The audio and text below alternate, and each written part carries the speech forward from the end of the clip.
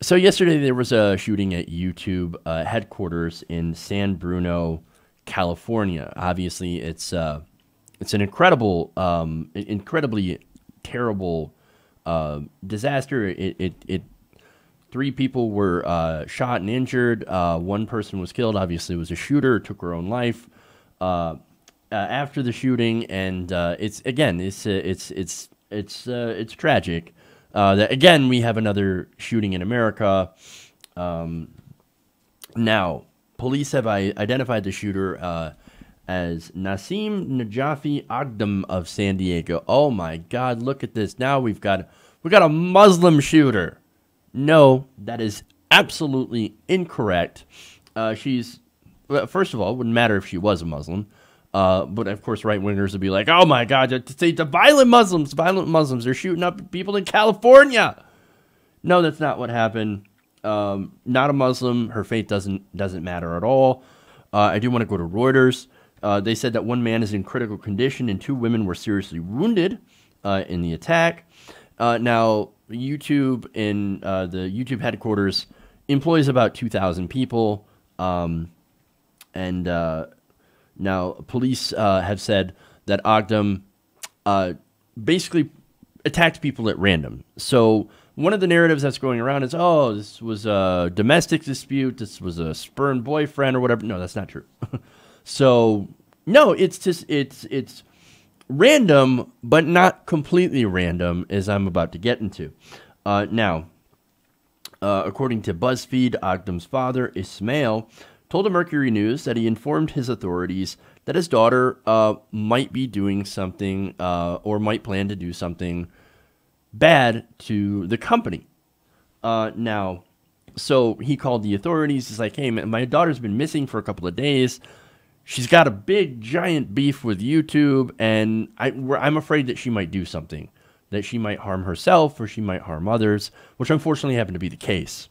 Now, San Bruno police did make contact with Aghdam prior to the shooting, as she, like I said, has been reported missing for 2 days. They found her sleeping in her car.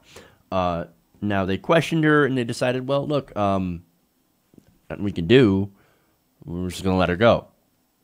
And now, of course, there's going to be a lot of people that are like on the right saying, oh, my God, the police, they're not doing their job. They're not doing their job. The California police. Look at that. They're not able to do their job. Well, hold on here. What are the cops supposed to do? Are they supposed to go and take your guns? Well, the NRA wouldn't be in favor of that. In fact, there are several examples of where the NRA is like, hey, no, you will not take this person's guns. You will not take anybody's guns. In fact, we should give more guns to everybody. So that's ridiculous and disastrous. And number two, you just can't arrest people for or take their property without due process. I mean, I guess maybe they could be like, oh, you were sleeping in your car. But really, seriously, no. Okay, anyway. So I guess there's that narrative's going to go around. And there's a lot of narratives going around. But let me tell you about what's actually, what I believe actually happened, what actually might have motivated her. Apparently, she had posted a lot of videos about YouTube, on YouTube. Now, originally she was a vegan or a vegan and animal rights activist. Nothing wrong with that. Okay, hey, you're vegan. That doesn't make you more prone to violence, obviously. Being an animal rights activist, that doesn't make you prone to violence. So, again, those things really should have nothing to do with this at all. Now, of course, those are primarily linked towards more left-wing activism. So, of course, you're going to have people on the right likely tying that in and saying, oh, see, look at that registered Democrat, leftist, dangerous Muslim. Again, none of those things are true. So I just want to point that out because, again, there's a lot of misinformation going around, and that happens so soon after a shooting. But again, there are people that will take advantage and try to politicize. No, her main issue actually is an issue against YouTube. Apparently, she claimed that YouTube was discriminating against her. In fact, if you go to her, well, her website and all that stuff's been taken down. But she basically said that YouTube had filtered my channels to keep them from getting views.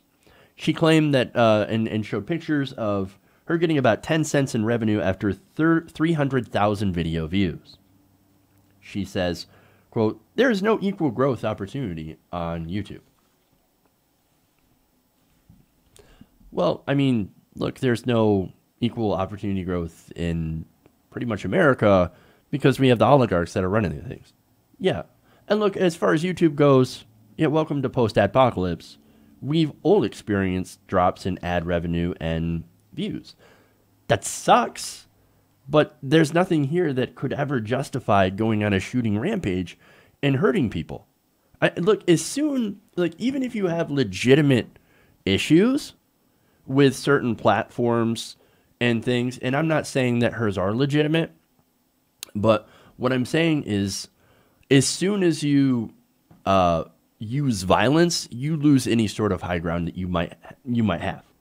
Okay, so whatever you do, like, no, don't blame YouTube, don't blame the policies, don't blame the victims. The 100% of the blame falls on the shooter in this case. In every case, 100% of the blame falls on the shooter for taking that action.